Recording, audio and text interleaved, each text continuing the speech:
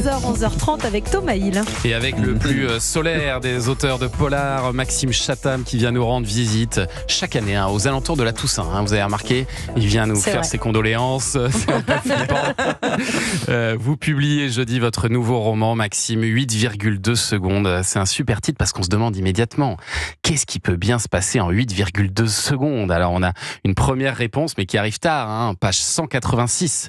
8,2 secondes, c'est le temps qu'il faut pour tomber amoureux lors d'un baiser. Et ça, c'est scientifiquement prouvé. C'est rapide. Il y a eu une étude sur le sujet. Complètement. Il y a eu une étude qui montre que la bouche étant un laboratoire incroyable, quand vous embrassez quelqu'un, le cerveau met 8,2 secondes pour comprendre si oui ou non il y a une compatibilité chimique qui vaut le coup et il déclenche ou non toutes les hormones de l'amour, ocytocine et compagnie. Mais donc il faut que le baiser dure plus de 8 secondes. Ah bah oui, si vous embrassez, si vous galochez 3 secondes, ça va marcher. Et du coup, après vous posez la question de savoir pourquoi vous avez épousé le mauvais, mais... C'est que le bisou était trop court.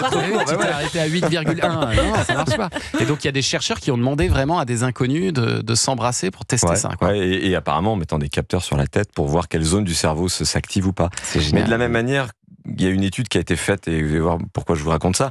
Il y a quelques années, sur la mort. Quand on meurt, il y a ce qu'on appelle l'onde de la mort qui part de l'arrière du cerveau, qui balise tout le cerveau d'avant en arrière. Et ils ont calculé qu'en moyenne, cette onde, qui est le dernier signal actif du corps, et après c'est fini complètement, met moins de 10 secondes. Et comme j'avais lu ça il y a quelques années, en faisant le parallèle entre les deux études, je me suis dit, mais en fait, c'est le même temps quasiment qu'il faut pour tomber amoureux que pour mourir. Et il en fallait pas plus pour écrire un livre. Et voilà, ça c'est la deuxième explication. En 8,2 secondes grâce à l'intelligence artificielle. Et alors ce joli miroir entre... Ça serait un coup génial. J'ai écrit mon livre en 8 secondes, ChatGPT. C'est hyper rapide.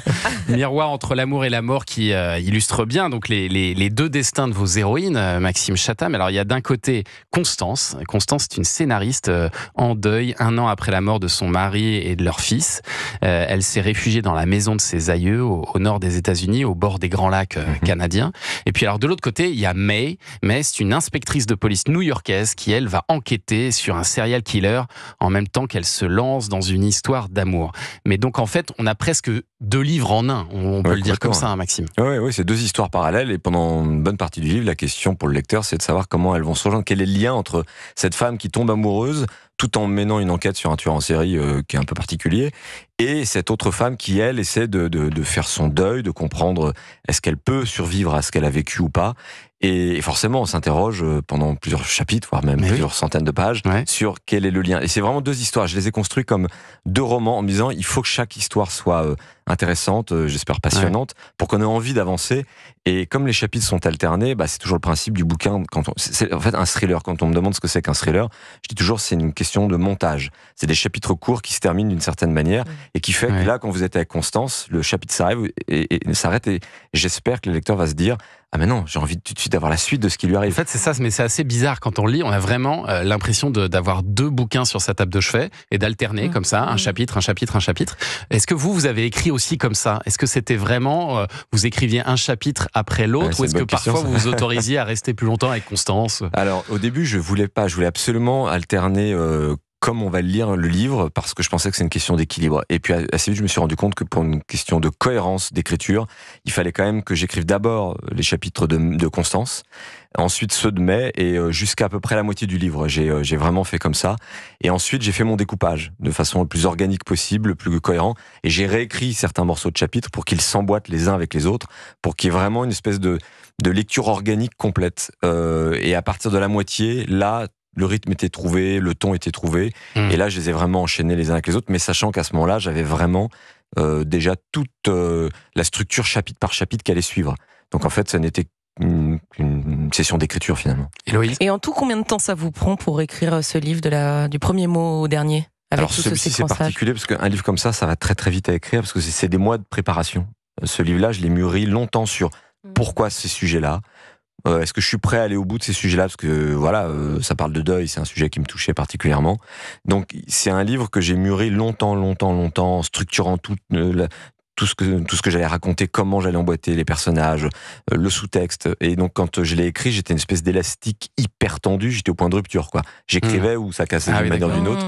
Et donc, du coup, quand ça a jailli, là, ça sort très rapidement. Ah bah oui, le livre, je l'ai écrit en moins de 2 mois après. Ah oui. Hyper rapide. Ah, Mais donc par contre, pendant 2 mois, là, c'est comme un match de PSG. C'est-à-dire que vous ne cherchez pas à me joindre. Je suis plus là. J'existe plus. J'écris 15, 17, 18 heures par jour.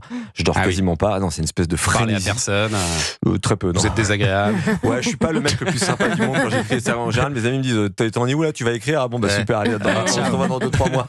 Ça veut dire que pendant Prime Time, Luxe, enfin vos précédents romans, celui-ci était déjà en gestation, était déjà même en train de travailler sur celui-ci? Oui, alors des thématiques, pas tout le livre, mais il y avait des idées. Il y a des livres qui sont dans le fond de ma tête depuis des années. Mais vous ne mélangez pas tout quand vous écrivez Prime Time, vous mélangez pas les histoires? Non, mais parce que là, aujourd'hui, si vous me disiez, t'as plus aucune idée neuve, tu dois écrire ce qui te reste dans la tête, je vous écris encore au moins 12, 15 bouquins faciles. Ah oui. Parce que il y a un bouillonnement permanent, mais parfois c'est une idée. Luxe, qui est sorti il y a 2 ans, c'est un bouquin, l'idée, je l'ai depuis plus de 25 ans dans la tête. C'est simplement, je ne trouvais pas le bon moment et il me manquait des éléments importants, même cruciaux pour écrire le livre. Celui-ci, j'avais pas grand-chose en tête. Quand il est venu, j'étais en train d'écrire un autre livre. Et j'ai eu mon meilleur ami qui est décédé brutalement. Et subitement, je n'arrivais plus à écrire ce que j'étais en train de faire. Et j'avais besoin d'écrire autre chose. Et je pense qu'à un moment, les romanciers font aussi ce métier par un besoin de... Il y a des choses qu'on n'arrive pas à se dire naturellement, facilement, et c'est un travail de psychothérapie. Quand vous demandez à Stephen King pourquoi il écrit des bouquins, il dit pour économiser des milliers de dollars de psychothérapie. Je pense qu'il y a un peu de ça chez tous les romanciers. Donc j'ai eu besoin d'écrire ce livre. Et c'est donc à votre ami Guillaume qui est dédicacé ce livre, 8,2 secondes, signé Maxime Chatham. On va continuer à en parler tout au long de cette émission. Et puis on va parler cinéma dans un instant avec Olivier Benkemoun. Avec le dernier film de Catherine Bigelow. Alors là aussi, il y a un découpage qui est incroyable.